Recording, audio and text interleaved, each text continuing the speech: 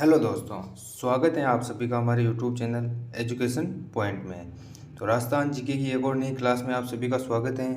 तो चलिए शुरू करते हैं आज का वीडियो और स्टार्ट करते हैं। कुछ क्वेश्चंस को देखते हैं। शुरुआत करते हैं पहले क्वेश्चन से।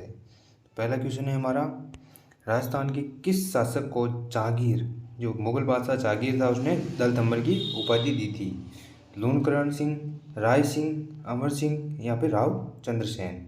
तो जहांगीर जो था उसने दलथम्बर की उपाधि किसे दी थी? तो ऑप्शन नंबर बी बिल्कुल सही हो जाएगा, राय सिंह। जो बीकानेर का शासक राय सिंह था, उसे दलथम्बर की उपाधि दी थी जहांगीर ने। और राय सिंह को ही, मतलब कि राय सिंह को जब जहांगीर अपने अभियान पर गया था, मतलब कि जब उनमें विवाद चल रहा था, उनके भाइयों में विवाद चल रहा था राजा बनने को लेकर, तो जहांगीर जो था उसने आगरा की, मतलब आगरा दुर्ग जो जिसको सौंपा था, राय सिंह को सौंपा था, उसके कारण से दलथम्बर की उपाधि दी थी और इसकी मनसबदारी 5,000 कर दी थी। और जो लूणकरण सिंह था, लूणकरण सिंह को क्या कहते हैं? कलयुग का कर्ण कहते हैं। और अमर सिंह जो था उसे कटार का धनी कहते हैं, कटार का धनी कहते हैं। और राव चंद्रसेन को जो महाराणा प्रताप थे मेवाड़ के, उनका अग्रगामी कहते हैं। राय सिंह की और उपाधि की बात करें तो महाराजा, और मुगल बादशाहों ने महाराजा की उपाधि दी थी। और यह इसको भी, मतलब कि राय सिंह को भी कर्ण कहते हैं, मतलब ये दानवीर बहुत था, इसी कारण से कर्ण कहते हैं। नेक्स्ट बात करते हैं अगले क्वेश्चन की। अगला क्वेश्चन है हमारा दूसरा क्वेश्चन देखते हैं। अकबर की अधीनता स्वीकार करने वाला राठौड़ वंश का प्रथम शासक कौन था? तो अकबर की अधीनता स्वीकार करने वाला प्रथम शासक कौन था? बीका, राव मालदेव, कल्याणमल या फिर राव चंद्रसेन? तो जो अकबर की अधीनता स्वीकार करने वाला राठौड़ वंश का प्रथम शासक, ऑप्शन नंबर सी बिल्कुल सही हो जाएगा, कल्याणमल। कल्याणमल जो था वो राठौड़ वंश का प्रथम शासक था, मतलब कि बीकानेर के राठौड़ वंश का प्रथम शासक था, जिसने मुगल अकबर की अधीनता स्वीकार की थी नागौर दरबार में। नागौर दरबार कब लगा था? नागौर दरबार लगा था अपने 1570 में नागौर दरबार लगा था। उस समय बीकानेर के राठौड़ वंश के कल्याणमल ने अकबर की अधीनता स्वीकार की थी। इसके साथ ही जो जैसलमेर का हर राय भाटी, उसने भी अकबर की अधीनता स्वीकार की थी। और मारवाड़ का उदय सिंह जो राव चंद्रसेन का भाई था, उसने भी, मोटा राजा उदय सिंह, उसने अकबर की अधीनता स्वीकार की थी नागौर दरबार में। और नागौर दरबार की बात करें, नागौर दरबार का असली उद्देश्य जो था वो अकबर का वो था, मतलब कि राजपूत शासकों को अपनी अधीनता स्वीकार करवाना। और नॉर्मल जो उद्देश्य रखा था वो शुक्र तालाब, मतलब कि जलापूर्ति करवाना, शुक्र तालाब का निर्माण करवाया। उसका अकाल राहत कार्य हेतु शुक्र तालाब का निर्माण करवाना था। नेक्स्ट बात करते हैं अगले क्वेश्चन की। तो अगला क्वेश्चन है हमारा, निम्न में से कौन सा कथन हल्दी घाटी के युद्ध के अन्य नाम से सही सुमेलित नहीं है, या फिर मतलब कि जो इतिहासकारों हैं उन्होंने नाम दिए हैं उनसे सही सुमेलित नहीं है? बदायूनी घोगुंदा का युद्ध, कर्नल टोड मेवाड़ का मैराथन, अबुल फजल खमनोर का युद्ध, आदर्शीलाल श्रीवास्तव बादशाह बाग का युद्ध? हल्दी घाटी का युद्ध की बात करें तो कब हुआ? ये 1576 में हुआ। किन किन के बीच में हुआ? तो महाराणा प्रताप और अकबर के बीच में हुआ। नेक्स्ट, बदायूनी जो था उसने घोगुंदा का युद्ध कहा था, ये बिल्कुल सही है। बदायूनी जो था वो अकबर की तरफ से इसमें भाग लेने आया था युद्ध में, और उसने, मतलब कि आंखों देखा वर्णन किया है, उसने घोगुंदा का युद्ध कहा है इसे। और ये कहाँ हुआ? घोगुंदा में हुआ, कमनौर की पहाड़ियों में हुआ, घोगुंदा में। कर्नल टोड ने मेवाड़ का मैराथन, ये गलत है। कर्नल टोड ने, मतलब कि इसे मेवाड़ की थर्मोपल्ली कहा था, मेवाड़ की क्या कहा था? थर्मोपल्ली कहा था। और मेवाड़ का मैराथन जो था वो कर्नल टोड ने, जो दिवेर का युद्ध हुआ था 1582 में, कब हुआ था?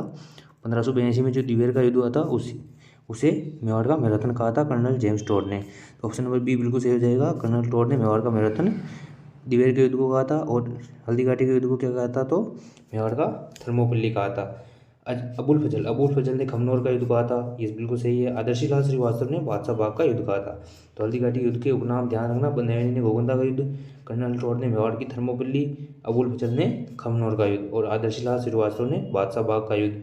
नेक्स्ट बात करते हैं अगले क्वेश्चन की। तो अगला क्वेश्चन है चौथा क्वेश्चन, अकबर के किस सेनापति ने अकबर के सेनापति शाहबाज खान ने महाराणा प्रताप पर निम्न में से किस वर्ष आक्रमण नहीं किया था? 1577, 78, 79 और 1585? तो शाहबाज खां जो था उसने 3 आक्रमण किए महाराणा प्रताप पर। 77 में किया एक, तो एक 78 में किया, एक 79 में किया। 77 में हार गया था, 78 वाले में, 1578 वाले में इसकी जीत हुई थी पर कुछ हासिल नहीं कर पाया था, और 1579 में यह फिर से आक्रमण करता है और हार जाता है। 1578 में यह अधीनता स्वीकार नहीं करवा पाता है महाराणा प्रताप को। और 1585 में अकबर की तरफ से अंतिम अभियान किया गया था, मतलब अंतिम जो अभियान था अकबर की तरफ से वो किसे भेजा गया था, जगन्नाथ कछावा को भेजा गया था महाराणा प्रताप के विरुद्ध। इसके बाद मतलब महाराणा प्रताप की मृत्यु 1597 तक अकबर ने कोई भी अभियान नहीं किया था मेवाड़ के खिलाफ। नेक्स्ट बात करते हैं अगले क्वेश्चन की। तो अगला क्वेश्चन है हमारा 5वां क्वेश्चन, निम्न में से कौन सा महाराणा प्रताप का सेनापति हल्दी घाटी के युद्ध में उनकी सेना के चंद्रावल में शामिल था। मतलब चंद्रावल में कौन सा शामिल था। सेना के 3 भाग होते हैं, मतलब कि चंद्रावल पीछे पीछे वाला भाग होता है और हरावल आगे वाला भाग होता है, और बीच वाले भाग को ढोलान कहते हैं। मतलब चंद्रावल पीछे पीछे वाला भाग, आगे आगे वाला भाग हरावल और बीच का ढोलान। और हमने बात की थी पहले कि भाई जो हमेशा हरावल में कौन शामिल होते थे, चुंडावत जो होते थे वो हरावल में शामिल होते थे। तो कृष्णदास चुंडावत हरावल में था। हकीम का सूरी जो एकमात्र अफगान सेनापति था वो भी हरावल में शामिल था। झाला बिद्दा या झाला मान जिसे कहते हैं, उन्होंने मतलब महाराणा प्रताप के युद्ध में घायल होने के बाद उनके राज चिन्ह लेकर युद्ध का नेतृत्व किया था। पुंजा भील इसमें ऑप्शन नंबर पंजाब डी सही हो जाएगा। पुंजा भील जो था वो चंद्रावल में शामिल था। मतलब कि पुंजा भील को मतलब कि राणा की उपाधि दी थी। महाराणा प्रताप ने पुंजा भील को राणा की उपाधि दी थी और यह महाराणा प्रताप की सेना में चंद्रावल में था हल्दी घाटी के युद्ध में। तो हाकिम का सूरी अफगान सेनापति, कृष्णदास चुंडावत और झाला बिद्दा ये तीनों चंद्रावल मतलब कि हरावल में थे। नेक्स्ट बात करते हैं अगले क्वेश्चन की। तो अगला क्वेश्चन है हमारा छठा क्वेश्चन देखते हैं, निम्न में से किस शासक के समय राठौर सिसोदिया गठबंधन हुआ था। राठौर सिसोदिया गठबंधन किस शासक के समय हुआ था। जगत सिंह के समय, अमर सिंह के समय, कर्ण सिंह के समय या फिर राज सिंह के समय। तो राठौर सिसोदिया गठबंधन का उद्देश्य क्या था तो पूछ ले तो अजीत सिंह को मारवाड़ का राजा बनाना। अजीत सिंह जो था उसको मारवाड़ का राजा बनाना यह इसका उद्देश्य था। और राज सिंह जो था और दुर्गादास राठौड़ उनके बीच में राठौड़ सिसोदिया गठबंधन हुआ था, जिसमें अजीत सिंह को राजा बनवाना था और औरंगजेब इनसे राजा बनना नहीं देना चाहता था। अजीत सिंह कौन था तो जसवंत सिंह का पुत्र था। जसवंत सिंह जो था मारवाड़ का उसका पुत्र था अजीत सिंह, और इसे राजा बनाने के लिए राठौड़ सिसोदिया गठबंधन हुआ था राज सिंह के समय। और अमर सिंह के समय मुगल मेवाड़ संधि हुई थी। याद रखना किसके समय मुगल मेवाड़ संधि हुई थी तो अमर सिंह के समय हुई थी सन 1613 में। इसके बाद जो मुगलों और मेवाड़ मतलब की संधि हो गई थी और इसमें कौन गया था, कर्ण सिंह मतलब कि मुगलों के समय उपस्थित रहता था और अमर सिंह ने उस समय शासन छोड़ दिया था। मतलब पर नाम राजा का नाम आता है अमर सिंह के समय मुगल मेवाड़ संधि हुई थी। तो ऑप्शन नंबर डी बिल्कुल सही हो जाएगा। इसमें हमारे राठौड़ सिसोदिया गठबंधन किसके समय हुआ, राज सिंह के समय। और किन के बीच में हुआ तो राज सिंह और दुर्गादास राठौड़ के बीच में हुआ, मारवाड़ और मेवाड़ के बीच में हुआ। और इसका उद्देश्य क्या था, अजीत सिंह को राजा बनाना था। नेक्स्ट बात करते हैं अगले क्वेश्चन की। तो 7वां क्वेश्चन है हमारा 1734 के हुर्डा सम्मेलन की अध्यक्षता किस शासक द्वारा की गई। 17 जुलाई 1734 को हुर्डा सम्मेलन हुआ, उसकी अध्यक्षता किस शासक द्वारा की गई। सवाई जय सिंह जो आमेर का था, अभय सिंह मेवाड़ का था, दलेर सिंह बूंदी का था और जगत सिंह उदयपुर का था या फिर मेवाड़ का था। तो ऑप्शन नंबर डी बिल्कुल सही हो जाएगा। जगत सिंह द्वितीय के द्वारा जो 17 जुलाई 1734 को हुर्डा सम्मेलन हुआ उसकी अध्यक्षता की गई थी। और इस जगत सिंह ने ही मतलब सभी राजाओं को मतलब कि निमंत्रण भेजा था। जगत सिंह ने इसकी अध्यक्षता की थी और सवाई जय सिंह जो आमेर के थे और अभय सिंह मारवाड़ के, ये सभी शामिल हुए थे। नेक्स्ट बात करते हैं और इसका उद्देश्य क्या था तो उद्देश्य बोले तो मराठों को राजस्थान से बाहर निकालना था, हुर्डा सम्मेलन का उद्देश्य था। नेक्स्ट 8वें क्वेश्चन की बात करते हैं। तो 8वां क्वेश्चन है दोस्तों हमारा, रानी सागर तालाब का निर्माण किसके शासनकाल में हुआ था। विरमदेव के, मालदेव के, राव जोधा के या फिर राव बीका के। मारवाड़ के किस शासक काल के समय रानी सागर तालाब जो मेहरानगढ़ में स्थित हैं उसका निर्माण किसके शासनकाल में हुआ था तो राव जोधा के शासनकाल में हुआ था। और मेहरानगढ़ में मतलब कि कोडमदेसर तालाब का निर्माण भी राव जोधा के समय हुआ था। रानी सागर तालाब का निर्माण मेहरानगढ़ में जब 1459 में मेहरानगढ़ दुर्ग की नींव रखी गई, उस समय रानी जसमादेव ने इसका निर्माण करवाया था, जो कि राव जोधा की रानी थी। नेक्स्ट बात करें तो अगले क्वेश्चन की बात करते हैं। 9वां क्वेश्चन है हमारा, मारवाड़ का दूसरा पितरंता किसे कहते हैं। मतलब कि दूसरा पितरंता मारवाड़ किसे कहते हैं। अजीत सिंह को, मालदेव को, भक्त सिंह को, अभय सिंह को। तो मारवाड़ का दूसरा पितरंता किसे कहते हैं तो ऑप्शन नंबर सी बिल्कुल सही हो जाएगा, भक्त सिंह जो था उसे मारवाड़ का दूसरा पितरंता कहते हैं। पहला पितरंता पूछ ले तो मालदेव जो था उसको पहला पितरंता कहते हैं और इसने राव गंगा की हत्या की थी। और भक्त सिंह ने अपने पिता अजीत सिंह की हत्या की थी। अजीत सिंह जो था उसकी हत्या की थी अपने पिता भक्त सिंह ने और इसी मारवाड़ का दूसरा पितरंता कहते हैं। और इसके बाद अभय सिंह, जो अजीत सिंह के दो पुत्र थे, भगत सिंह और अभय सिंह, और अभय सिंह इसके बाद राजा बना था। भगत सिंह पर मतलब कि जनता ने स्वीकार नहीं किया था, इसी कारण अभय सिंह राजा बना था। तो अजीत सिंह की हत्या की थी भगत सिंह ने, इसी कारण से मारवाड़ का दूसरा पितरंता कहते हैं। और पहला पितरंता राव मालदेव जो था, उसने राव गंगा की हत्या की थी मेहरानगढ़ दुर्ग में। नेक्स्ट 10वें क्वेश्चन की बात करते हैं। 10वां क्वेश्चन है हमारा, निम्नलिखित में से कौन सी दुर्गादास राठौड़ की उपाधि नहीं है। मतलब दुर्गादास राठौड़ की कौन सी उपाधि नहीं है। राजस्थान का गैरीबोल्डी, राठौड़ों का यूलिसेस, राजपूताने का गैरीबोल्डी, राठौड़ों का यूलिसेस, मारवाड़ का अनबिंदिया मोती, या फिर कटार का धनी। तो ऑप्शन नंबर डी बिल्कुल सही हो जाएगा हमारा। कटार का धनी किसे कहते हैं, अमर सिंह राठौड़ को। अमर सिंह राठौड़ था, बीकानेर का शासक अमर सिंह राठौड़ था, उसको कटार का धनी कहते हैं। दुर्गादास राठौड़ को क्या कहते हैं, राजस्थान राजपूताने का गैरीबोल्डी, राठौड़ों का यूलिसेस, मारवाड़ का अनबिंदिया मोती। और नेक्स्ट बात करते हैं अगले क्वेश्चन की। तो अगला क्वेश्चन है हमारा 11वां क्वेश्चन। 11वें क्वेश्चन की बात करें, राजस्थान की प्रथम निजी मंडी कहाँ स्थित है। मतलब कि राजस्थान की प्रथम निजी मंडी कहाँ स्थित है, कैथून में, फतेहपुर में, बकानी में, या फिर मंडोर में। तो राजस्थान की प्रथम निजी मंडी कहाँ स्थित है, कैथून कोटा में स्थित है राजस्थान की प्रथम निजी मंडी। और इसके अलावा बात करें तो फतेहपुर सीकर, जो फतेहपुर सीकर है, वहाँ पर राजस्थान राज्य का प्रथम कृषि विज्ञान केंद्र स्थित है। क्या स्थित है, कृषि विज्ञान केंद्र स्थित है प्रथम फतेहपुर सीकर में। और बकानी जो है वहाँ पर क्या स्थित है, राजस्थान की प्रथम किसान कंपनी स्थित है, झालावाड़ में प्रथम किसान कंपनी स्थित है। और कोटा में क्या स्थित है, प्रथम निजी मंडी। फतेहपुर सीकर में प्रथम कृषि विज्ञान केंद्र स्थित है राजस्थान का। और मंडोर की बात करें, मंडोर में क्या स्थित है दोस्तों, तो मंडोर में राजस्थान का प्रथम पादप क्लिनिक स्थित है। तो याद रखना है सब। प्रथम निजी मंडी कहाँ स्थित है, कैथून कोटा में। और फतेहपुर सीकर में क्या स्थित है, हमारे कृषि विज्ञान केंद्र। और प्रथम किसान कंपनी कहाँ स्थित है, तो बकानी झालावाड़ में। और प्रथम पादप क्लिनिक कहाँ स्थित है, मंडोर जोधपुर में। नेक्स्ट बात करते हैं अगले क्वेश्चन की। अगला क्वेश्चन है हमारा 12वां क्वेश्चन है, नर्मदा नहर परियोजना द्वारा किस जिले में सिंचाई नहीं होती है। नर्मदा नहर परियोजना द्वारा किस जिले में सिंचाई नहीं होती, बाड़मेर में, जालौर में, सांचौर में, या फिर हनुमानगढ़ में। तो नर्मदा नहर परियोजना द्वारा ऑप्शन नंबर डी बिल्कुल सही हो जाएगा, हनुमानगढ़ में सिंचाई नहीं होती है। इसके बाद नेक्स्ट बात करें तो बाड़मेर, जालौर, सांचौर और बालोतरा, इन चारों जिलों में मतलब कि जालौर और बाड़मेर में पहले सिंचाई होती थी नहर परियोजना द्वारा। नए जिलों के अनुसार भी पता नहीं है, पर बाड़मेर और जालौर में सिंचाई होती थी। और इसके अलावा बात करें तो यहाँ पर स्प्रिंकलर या फिर फुहारा पद्धति द्वारा नर्मदा नहर परियोजना द्वारा सिंचाई होती है। और नर्मदा नहर परियोजना ये किन किन राज्यों की संयुक्त परियोजना है, तो मध्य प्रदेश, महाराष्ट्र, गुजरात और राजस्थान की यह संयुक्त परियोजना है। और यह राजस्थान में किस किस जिले में सिंचाई होती है, तो सांचौर, बाड़मेर और जालौर में।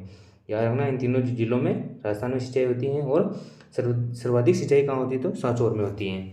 और यह नहर जो है वो सांचौर जिले के सिल्लू गांव से प्रवेश करती है। याद रखना मूल्य के नर्मदा नहर कहाँ से प्रवेश करती है, तो सांचौर जिले के सिल्लू गांव से प्रवेश करती है। नेक्स्ट बात करते हैं अगले क्वेश्चन की। 13वां क्वेश्चन है हमारा, निम्न में से कौन सी परियोजना कोठारी नदी पर भीलवाड़ा जिले में संचालित है। कोठारी नदी पर भीलवाड़ा में कौन सी परियोजना स्थित है, सोमकागदर परियोजना, मेजा बांध परियोजना, से परियोजना, मांगली बांध परियोजना। तो सोमकागदर परियोजना उदयपुर की है, डूंगरपुर की है। सोमकागदर परियोजना डूंगरपुर की है। और यह मतलब कि सोम नदी पर स्थित है। कहाँ स्थित है, सोम नदी पर स्थित है। सेई परियोजना कहाँ की है, उदयपुर की है। सेई परियोजना उदयपुर की है। और इससे मांगली बांध है जालौर में, वहाँ पर मतलब कि जलापूर्ति की जाती है। मांगली बांध कहाँ स्थित है, जालौर में स्थित है। और किस नदी पर स्थित है, तो मांगली नदी पर स्थित है जालौर में मांगली बांध। और सेई परियोजना द्वारा उदयपुर में जलापूर्ति होती है और मांगली बांध में भी जलापूर्ति की जाती है। ऑप्शन नंबर बी बिल्कुल सही हो जाएगा। मेजा बांध जो स्थित है वो कोठारी नदी पर भीलवाड़ा में स्थित है। नेक्स्ट इसके बाद बात करते हैं अगले क्वेश्चन की। 14वां क्वेश्चन है हमारा, राजस्थान की आर्थिक समीक्षा या राजस्थान की वार्षिक प्रतिवेदन 2022-23 के अनुसार राजस्थान में कितने अभ्यारण्य स्थित हैं, 26, 27, 25 या फिर 28। तो 2022-23 के अनुसार वार्षिक प्रतिवेदन 2022-23 के अनुसार राजस्थान में 26 अभ्यारण्य स्थित हैं। याद रखना 2022-23 के अनुसार 26 अभ्यारण्य स्थित हैं। और 21-22 के अनुसार 27 थे। मतलब 21-22 में 27 थे और अभी 26 हैं। 2022-23 के अनुसार राजस्थान की आर्थिक समीक्षा के अनुसार 26 हैं। और 2023-24 की आर्थिक समीक्षा अभी फरवरी में आएगी। उसके बाद जो परिवर्तन होंगे उसे हम जरूर पढ़ेंगे। नेक्स्ट बात करते हैं, अभी के लिए तो ये याद रखना। नेक्स्ट 15वें क्वेश्चन की बात करते हैं। तो 15वां क्वेश्चन है हमारा, राजस्थान में सर्वाधिक आखेट निषेध क्षेत्र मौजूद हैं। उन्होंने कहा आखेट निषेध क्षेत्र मतलब जहाँ पर मतलब कि लकड़ी कटाई नहीं होती है या फिर चारागाह नहीं कर सकते। सर्वाधिक कहाँ स्थित है? जोधपुर, कनक सागर, कोरसर या फिर बीकानेर। तो सर्वाधिक कहाँ स्थित है? ऑप्शन नंबर ए बिल्कुल सही हो जाएगा। जोधपुर में सर्वाधिक आखेट निषेध क्षेत्र स्थित है। और कुल कितने आखेट निषेध क्षेत्र हैं? 36। राजस्थान में कुल कितने आखेट निषेध क्षेत्र हैं? 36। जोधपुर में सर्वाधिक स्थित हैं। सबसे बड़ा कहाँ पर है? तो कनक सागर बूंदी में स्थित है। कोरसर में सर्वाधिक सबसे छोटा है। कोरसर बीकानेर में सर्वाधिक छोटा। सर्वाधिक छोटा कहाँ पर स्थित है? कोरसर बीकानेर में, सॉरी सबसे छोटा तो कनक सागर बूंदी में स्थित है और सबसे बड़ा कोरसर बीकानेर में स्थित है। नेक्स्ट अगले क्वेश्चन की बात करें। अगला क्वेश्चन है हमारा 16वां क्वेश्चन। 16वें क्वेश्चन की बात करते हैं, निम्न में से कौन सा उत्तरी पश्चिमी रेलवे मंडल का मुख्यालय नहीं है? जो उत्तरी पश्चिमी रेलवे मंडल है उसका मुख्यालय कौन सा नहीं है? कोटा रेलवे मंडल, जयपुर रेलवे मंडल, जोधपुर रेलवे मंडल या फिर उदयपुर रेलवे मंडल। तो राजस्थान में कुल कितने रेलवे मंडल स्थित हैं? 5 रेलवे मंडल। 5 रेलवे मंडल स्थित हैं, मुख्यालय स्थित हैं।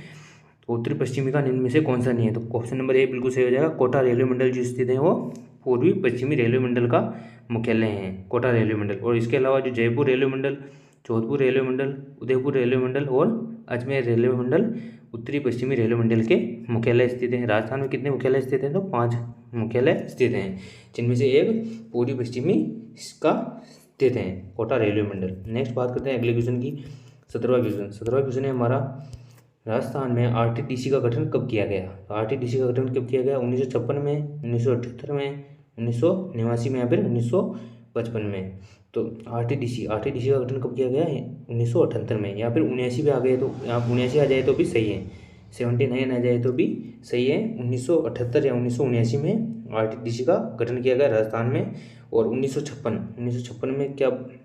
1956 में राजस्थान पर्यटन विभाग की स्थापना हुई और 1955 में राजस्थान पर्यटन निदेशालय की स्थापना की गई और 1989 में राजस्थान में पर्यटन को उद्योग का दर्जा दिया गया। तो याद रखना सबसे इम्पोर्टेंट ये है कि राजस्थान में उद्योग मतलब पर्यटन को उद्योग का दर्जा कब दिया गया?